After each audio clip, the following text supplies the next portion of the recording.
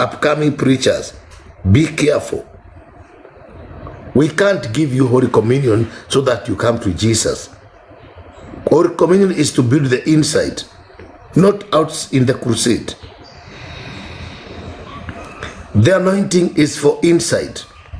Those who are hata ni afadhali sasa zile dini. If you can eat Holy Communion every day, Jesus give it every day for 30 days Holy Communion. Why? Let us talk one. Hiyo ulikula ya kwanza ilifanya nini? Those are dramas. I went to TB Joshua. I was there. I normally call myself a meeting. And people are coming all over looking for anointed water. Anointed water. People are coming all over to buy anointed water. I bought 10 bottles, $1,000. That means I bought $100. That is how much? 13,000. 10,130. One small bottle. And I bought something to put here. And another one like rosary. I bought in the TB Joshua in Germany. In Congo.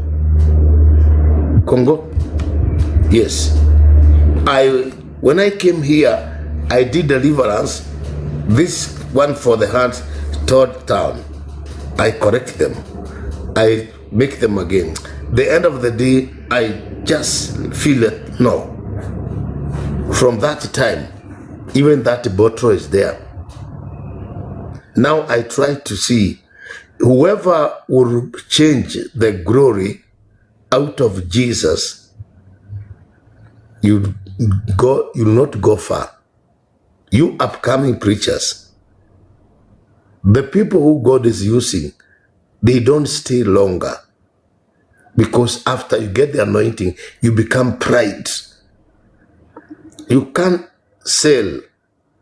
You can give or you can sell once. But that's not the doctrine of these.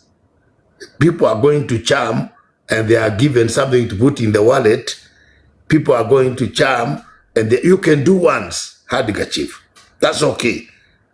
But let people come trust the name of Jesus Christ. Upcoming preachers.